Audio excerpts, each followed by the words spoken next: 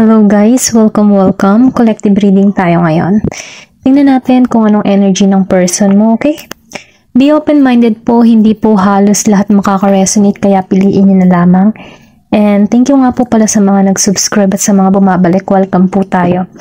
Give me the message for collective or for no contact. Yan, no contact situation. Ano yung energy ng person mo ngayon? Okay, start na ako.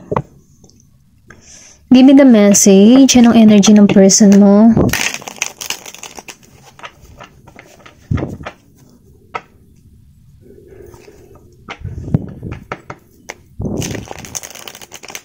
Give me the message. Anong energy ng person mo?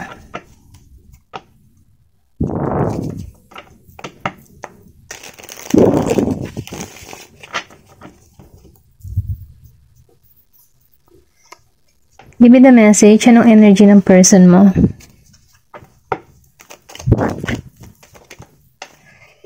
Meron ditong Knight of Earth. Okay. Give me the message. Anong energy ng person mo? Meron dito na the Wheel of Fortune. Okay. Magandang nanggaganap sa person mo. Meron ditong the Devil reverse. Then, Queen of Fire. Queen of Fire, okay. Para siyang Queen of Wands. Give me the message for no contact. Ano yung energy ng person mo? Ano to? Ace of Fire reverse.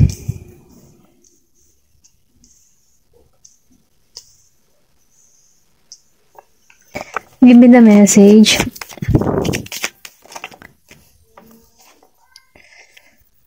Excuse me. Five of Air. Meron ditong yung tipong may kinakaharap to, okay? Na suliranin, pagsubok. Pero ganun pa man ano. Kahit meron tong kinakaharap. Meron ditong Ten of Fire. Kinakaya naman niya. Ito lang yung nafe-feel ko. Give me the message. Meron dito na Five of Fire. May nag-aaway. Seven of Earth. Okay? Nakikitaan ko dito ha. Meron ditong pangyayari na ako nakikita na kung saan ano, meron ditong away. Ito rin nafe-feel ko. Maybe matindi yung inyong hidwaan. Meron ako nakikita dito na Virgo, Capricorn, Taurus, Scorpio, Cancer, and Pisces. Then Gemini, Aquarius, and Libra. Then meron din ditong Capricorn.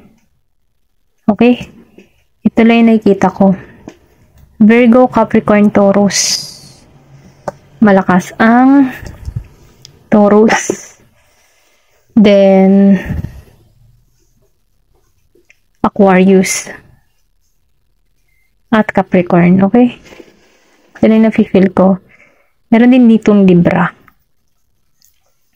Ayan, start na ako. Meron ditong Knight of Earth. And the Wheel of Fortune. Sa kanyang pangkabuhayan, okay ang pinansyal ng tao nito, okay? Meron kang person na Virgo, Capricorn, Taurus. Nagiging siyang mapalad. Maybe meron tong magandang hanap buhay na kung saan ano, mabilis siyang makalikom ng pera or malaki yung kanyang kita. Ito rin nafe-feel ko. Pero ganun pa man na nagigitong mapalad sa kanyang pinansyal or pwede rin sabihin ano, meron kang ganung person. Tipo na madali sa kanya yung pera. Hindi halos lahat ha. Ito lang nakikita ko. Then dito ano, nafe-feel ko dito na meron tong mga proyekto na kung saan ano, may pag-aani ng tagumpay. Malakas dito yung Capricorn. Okay? Then dito no, nagigitong mapalad sa kanyang sitwasyon. Then nakikitaan ko rin dito na mas nafe-feel nito nun, yung tipo na naging gitong mapalad pag lalo na kung kasama ka or pwede nang sabihin na gusto nitong ibalita sa'yo lahat ng mga nangyayari sa kanya. Kaya lang, dahil meron ditong away, okay? Dahil lumabas si Five of Fire. Meron ditong hidwaan, meron ditong kaguluhan na nangyari. May away kung saan hindi nagkasundo, hindi nagkaisa, or pwede rin sabihin sa pera, okay? Maybe may pinag-awayan kayo sa pera, or pwede rin sabihin meron kang nahuli, may babae, yung tipong ganun, nahuli mo sa akto. Pero ganun pa man, nakikitaan ko dito, no, maybe matagal na kayong hindi nagkakausap, no contact, pero ganun pa man, itong tao nito, nagiging siyang mapalad sa kanyang kinabukasan or kanyang kabuhayan, or pwede rin sabihin energy mo to, okay? Ito lang na feel ko, pwede kasing sabihin na ganito katingnan ng person mo, okay? Vice versa kung sino dito yung nagiging mapalad sa kaperahan. Ito lang na feel ko, meron dito nagiging mapalad. Then dito, no, naging siyang mapalad nung umalis siya sa kanyang person. Ito lang nakikita ko, or pwede rin sabihin ikaw to, energy mo to. Pero ganun pa man, ano, tingnan niyo na lang yung sitwasyon. Then, nakikita ko din dito, no, sa Queen of Fire, malakas dito yung Aries. Na kung saan, ano, nagiging kang stable sa pamumuhay mo, kontento ka, inalagaan mo yung sarili mo. Kumbaga, ano, control mo. Nasa iyo yung alas. Kumbaga, yung tipo na, babalik ka sa akin. Yung ganun ba? Parang, alam mo sa sarili mo na babalik yung person mo, or pwede rin sabihin, bakit ako hahabol? O, yung tipong ganon. Yung tipong hindi ka hahabol dito eh. Ito lang yung energy mo nararamdaman ko sa'yo. Yung tipo na stable ka, okay ang pamumuhay mo. Ikaw yung may control. Kumbaga, no, hawak mo yung pandiga mo dito, okay? Kumbaga, no, maganda yung posisyon mo. Ito lang yung nararamdaman ko. Kasi nakikitaan ko dito na matagumpay ka, or sabihin natin na ayos yung pamumuhay mo, walang stress, wala kang kabigatan, or wala kang problema. Nafe-feel ko dito na relax ka. Ito lang yung nararamdaman ko. Relax ka sa sitwasyon mo. Kumbaga, may alas. Meron kang hawak na alas, or pwede rin sabihin, alam mo kung anong nangyayari sa person mo, kaya ikaw ay parang ano ka lang, kalmado, okay? Kung before, hindi ka kalmado, yung nag-aalala ka, ano na nangyari sa person ko, mga ganyan-ganyan. Pero ngayon, parang, ano ka lang, control mo yung sitwasyon, napakakalmado mo. Ganun lang yung energy mo. Kasi nakikitaan ko dito na nababalitaan mo din naman yung person mo dito, okay?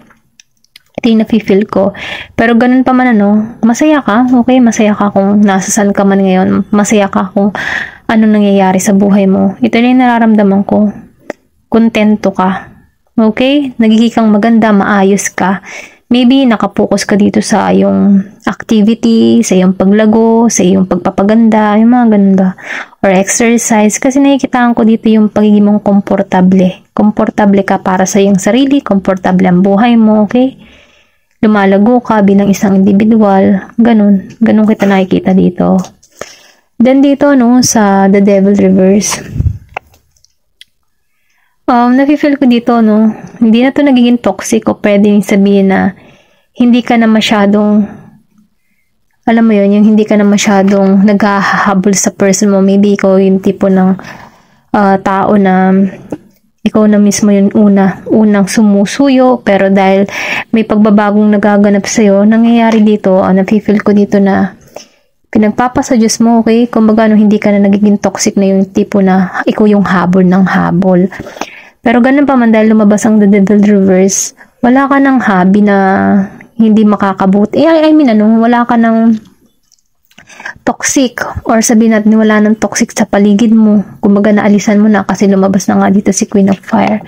Kaya mo na i-handle ang sitwasyon, kaya mo nang i-handle ang problema, or kaya mo nang maging masaya, okay? Ito lang yung nararamdaman ko sa'yo. Masaya ka kung ano meron ka, kontento ka, ganun. Ganun yung energy mo dito sa The Devil. Para bagang nabunutan ka ng tinik. Parang, ay, nakaraos din. Mga ganun ba? Okay? Mga ganun ba? Ito lang nararamdaman ko sa'yo, okay?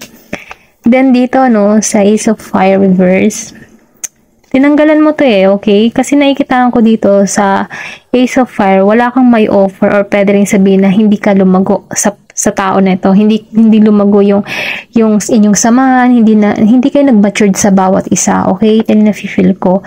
Kasi nawala dito yung init, maybe nawalan ka ng amor or nawala yung init ng pagmamahal sa inyong connection or sa inyong, alam mo yun, yung tipo na nawala yung spark sa inyo. Kumbaga, natipok. Ito lang yung feel ko. Maybe dahil sa mga ginagawa sa yun, nawalan ka na ng gana dito or naumay ka na sa sitwasyon. Kumbaga, sinurrender mo na. Ganon. I surrender. Tipong ganon. Pero ganon pa man, kahit isinurrender mo na yung mga pangyayari o isinurrender mo na yung puso mo, parang tinigilan mo na o inayawan mo na itong sitwasyon na to, parang mas tinignan mo yung sarili mo dahil alam mo sa sarili mo or kumbaga alam mo yung ganap or alam mo yung positibong parating sa'yo. Ito yung na-feel ko kasi control mo yung sitwasyon. Okay? Ito yung nararamdaman ko sa'yo. Then dito sa 5 of air, meron ditong nagluluksa or umiiyak. Okay?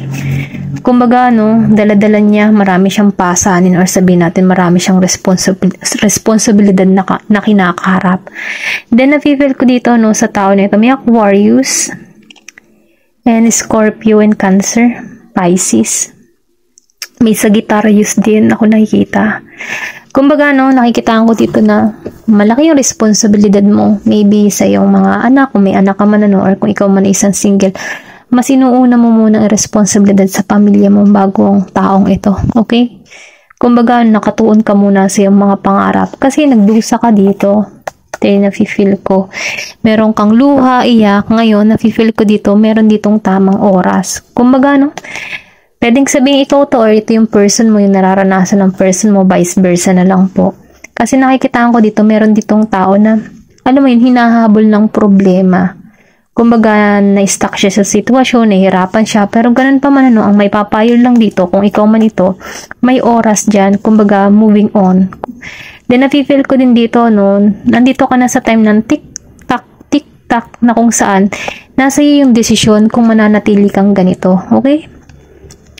Dahil nakikita ko dito malaki ang responsibilidad mo or sabihin natin na hindi nahihirapan ka pa rin sa sitwasyon, nahihirapan ka sa yung nararanasan, pwedeng ito yung person mo or pwede rin ikaw. Okay? Kasi hindi naman halos lahat pare-pareho kayo ng energy. Ito rin na-feel ko, meron ditong mabigat na suliranin. Pero ganun pa man, papayo lang sa'yo dito, kailangan mong alisan to. Huwag kang magpa-stuck sa sitwasyon, maging positibo kasi yung nasasayang yung oras Nasasayang yung oras kakaintay mo or nasasayang yung oras kahabol or sabihin natin nasasayang oras sa pagluluksa sa tao na ito na kung saan ikaw din lang din yung nababaon sa sitwasyon. Okay?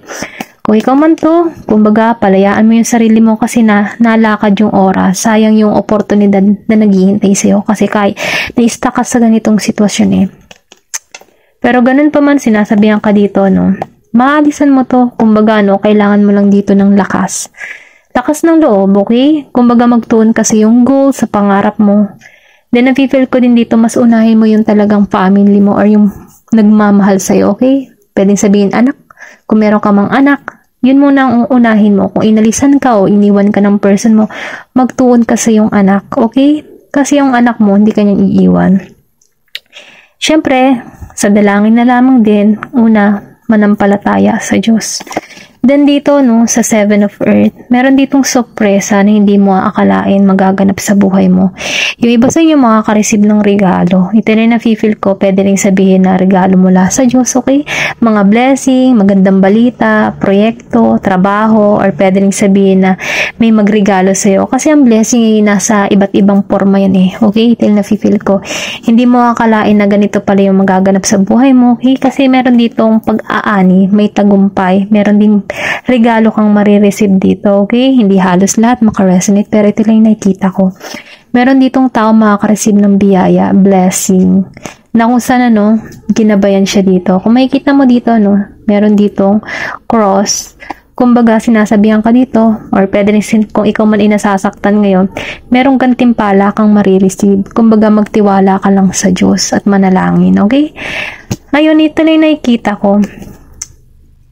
Ayan. Kumbaga, sinasabihan ka dito na matutuklasan mo to. Kumbaga, kailangan mo lang alisan yung ma-stuck sa sitwasyon. Kung ikaw man itong nasasaktan, okay? Ayan, tingnan pa natin kung ano pa yung ibang mensahe para sa'yo.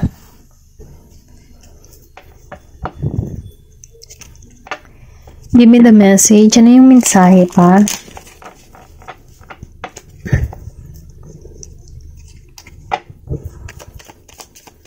Give me the message. Ano pang yung mensahe para sa'yo?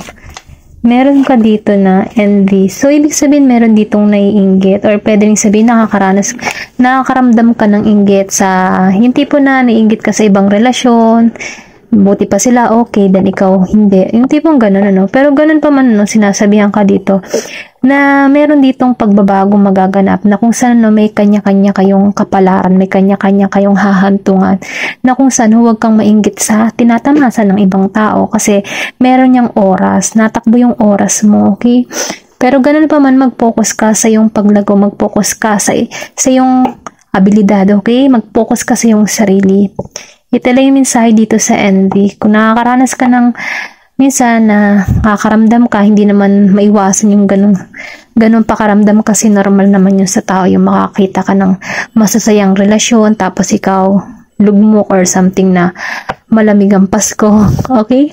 Pero ganun pa man, ano, kahit malamig ang Pasko, huwag mong isipin na nag-iisa ka, okay? Kasi mayroong Diyos na naagapay sa'yo or mayroong Diyos na tumutulong sa'yo, okay? Kailangan lang dito ng mabuksan ng kaisipan, okay? Dahil ang Diyos ay may plano kung ano talaga yung naghihintay na love life para sa'yo kung ikaw man isang single, okay? Then, tingnan pa natin kung ano pa yung mensahe para sa'yo. Give me more information. Meron ditong balance. Ayan, ito yung nakikita ko, no? Kailangan mo dito ng balanse. Kung kung nakakaramdam ka ng inggit, mababalance mo yung sitwasyon kasi ito yung promise dito eh. Na kung saan, ano, magkakaroon ka dito ng harmony. Pagiging kalmado, kumbaga matatanggap mo sa sarili mo, magkakaroon ka ng payapang kaisipan, okay? Then nakikita ko rin dito na hindi ka na manghuhusga or hindi mo maiko-compare yung sarili mo sa iba. Ganon. Ganon lang yung energy ng balance, okay? Give me more information. Ano pa yung mensahe para sa'yo? Meron ditong relationship. Ayan, tinan mo. Once na kasi natatanggap mo na sa sarili mo yung mga nangyayari nagaganap sa'yo, diyan napapasok yung balance. And after that, diyan ipagkakalob sa'yo yung tamang relasyon na ipagkakalob sa'yo, okay? Kumbaga, no, ma-attract mo yan. Ma-attract mo yung tao na ito. Then, sinasabihan ka dito, no, kailangan mo dyan maging positibo. Yung palakasin mo yung aura mo, yung tipo na ini-enjoy mo yung sarili mo kahit single ka, kahit nag-iisa ka, at least kaya mo, okay? Kasi once na ikaw ay ganyan, na hindi kawalan sa yung relasyon, ano, pero mas mainam pa rin yung relasyon sa Diyos. Kasi once na meron kang relasyon sa Diyos, dyan niya papasok yung ipagkakalob ng minimithi ng puso mo, okay? Unahin mo muna ang relasyon kay God. Kung ikaw man ay nahihirapan, talagang lugmok ka na, talagang hindi mo na alam kung anong gagawin, maybe ano na to, calling na sa'yo, na unahin mo muna yung pakikipagrelasyon sa kanya, okay? Give me more information.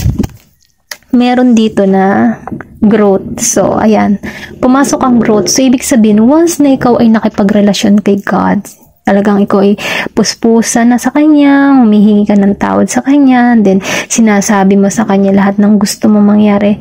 Diyan napapasok yung growth na kung saan, ano, ipagkakalob niya sa iyo yung tamang sagot, tamang idea, okay? Ito yung nafe-feel ko. Dahil doon, ano, magiging aware ka sa mga bagay-bagay. Dahil lumalabas dyan, nag-growth ka na eh. Kaya naunawaan mo na yung sitwasyon, okay? Once na naunawaan mo yung sitwasyon, tingnan natin kung ano pa yung kasunod. Give me more information. Ayan, courage. Once na ikaw ay nag-growth, nagkakaroon ka na muli ng lakas ng loob, okay? Kasi kaya ka nagkakaroon ng lakas ng loob dahil binabangon mo muli yung sarili mo eh, okay? Kasi yung iba kasi natatakot tayo dahil takot tayo mag-isa. Pero once na ikaw ay may relasyon sa Diyos, wala kang katatakutan kasi alam mong hindi ka nag-iisa. Dahil yung mga bagay-bagay na nangyayari sa iyong buhay ay meron yung dahilan, okay? Na kung saan, ano, ipagkakalob sa iyong tamang tao. Kung ano man yung minimithi mo. Tingnan pa natin. Give me more information. Kasi matatanggal dyan yung takot mo. Bibigyan ka niya ng panibagong tapang, lakas ng loob. Kumbaga, no, may babalik mo ulit yung confident mo. Give me more information. Yan, honesty. Kumbaga, no, huwag kang masyadong,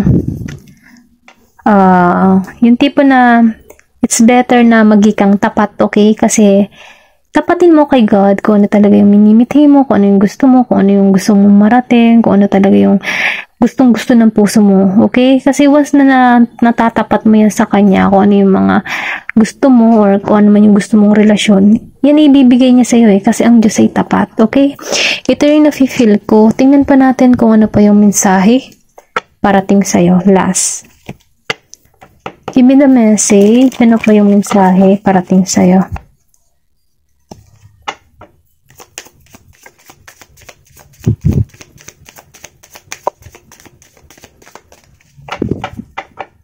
Give me the message. Ano pa yung mensahe para sa'yo?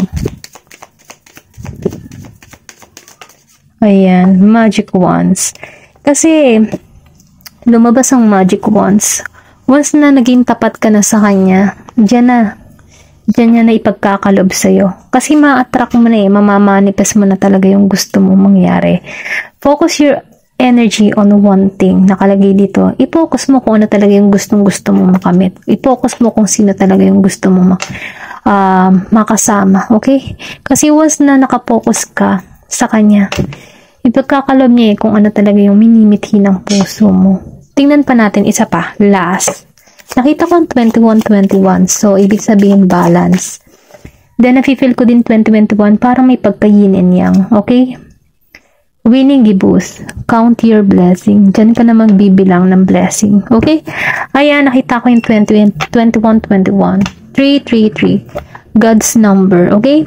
Thank you for watching and love and peace. Thank you for watching Glow and Peace.